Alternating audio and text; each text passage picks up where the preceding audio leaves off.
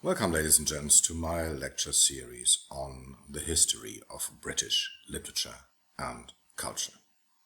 Before we start, we have to get our concepts straight. So what are we talking about? This is the title: History, British Literature, Culture. Four concepts invoked here, which are anything from clear-cut. Okay, and I will show you the problems. Let's start with British. British, from a historical perspective, means Celtic. Goes back to an old etymology meaning Brittany. Brittany is something like the painted ones, and this was an attribute assigned to the Celts in those days, the tattooed ones. So the etymology is somewhere there. Important thing is referring to the Celtish indigenous population and not to the Anglo-Saxons as it does today. Now there's a problem. From a geographical perspective, the problem is the same. This is a map which I gleaned from the internet. And if you look at that, Brits, inhabitants of the British Isles. So the British Isles are that. Including Ireland, all of Ireland. So tell the Irish that they are Brits, British, or something like this. So you see, this doesn't help us, bring us any further. But here, Great Britain, same thing.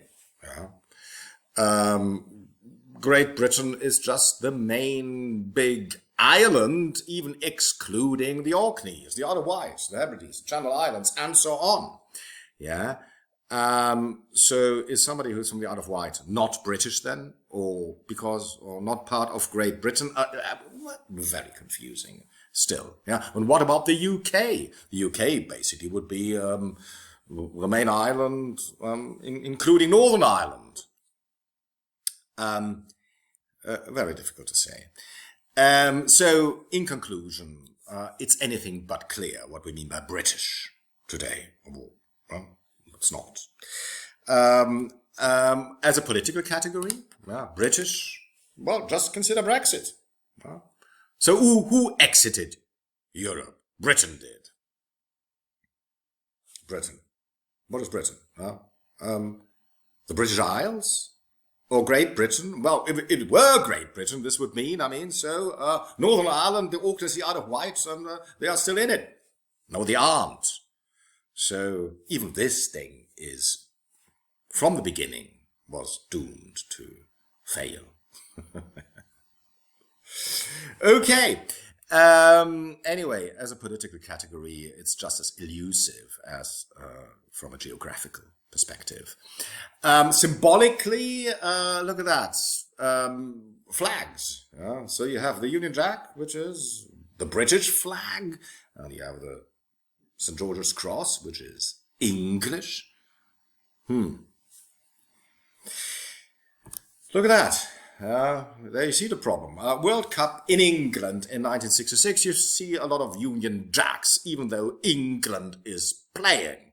England, not Britain. England is playing. You see those Union Jacks. 30 years later, Euro 1996, it's St. George's Crosses all over when England is playing. So what has changed? Different national identity, or is it just a symbol that has changed?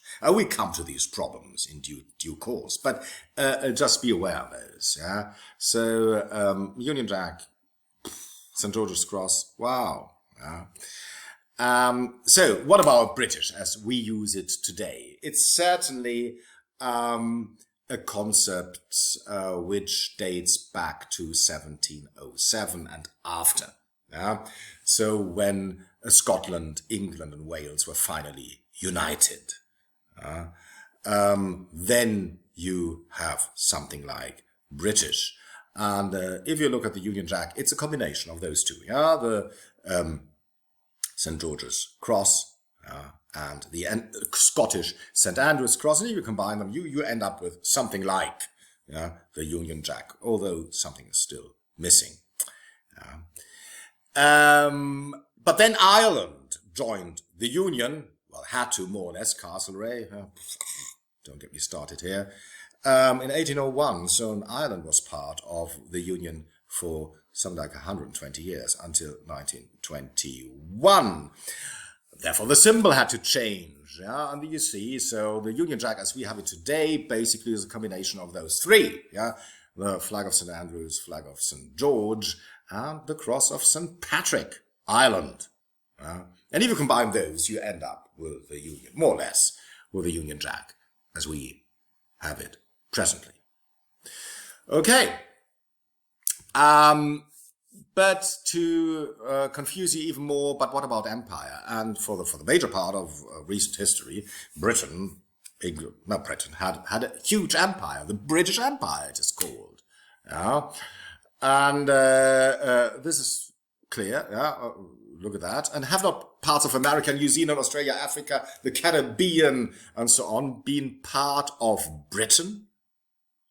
So this means British identity from a historical perspective is even more confusing as it is today, because this then includes empire. And if you look at the flags of the British Empire, how many Union Jacks are there combined with various other national symbols? Okay. Anyway, but for us, the important thing is, what about those people that lived back then? And if I'm talking about the history of British literature and culture, what do I do with a writer who was born in Canada when he was still part of the British Empire? And to make it even more confusing, what about a Canadian writer who wrote in French in Quebec when it was still a British colony? Would that make him a British writer? Wow. And if we go further, I mean, they recognize the British monarch as head of church. Doesn't that make them British even today? Also in a certain way.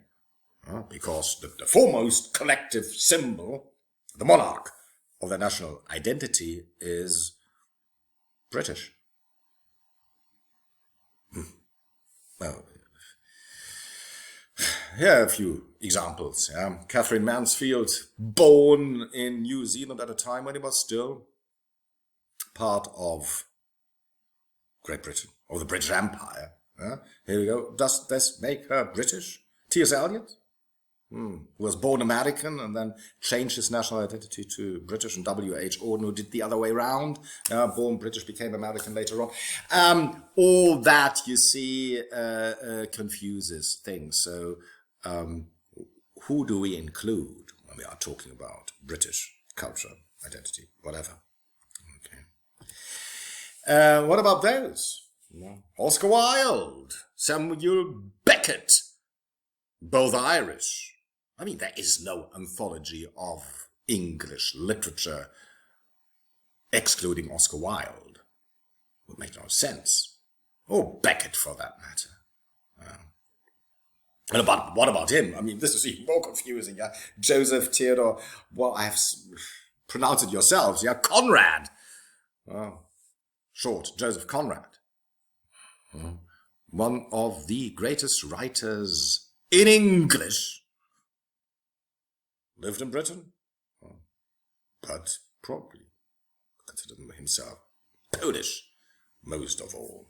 Even retained his accent to this dying day. Okay,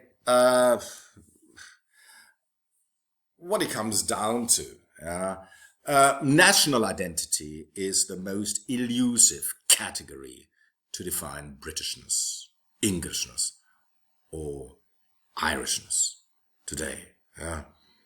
A passport. Consider the fuss they make about passports today in Britain. Ridiculous.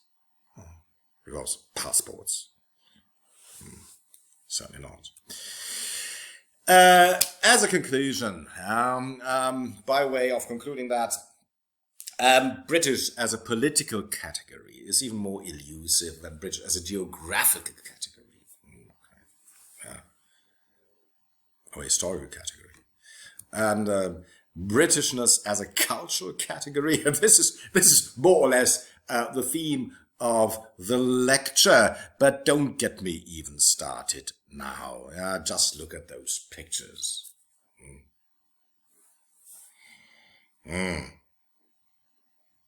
So British. Even the Royal Pavilion is. Brighton.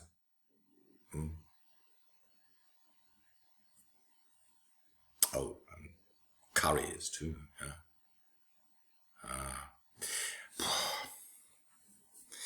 Anyway, let's stop here.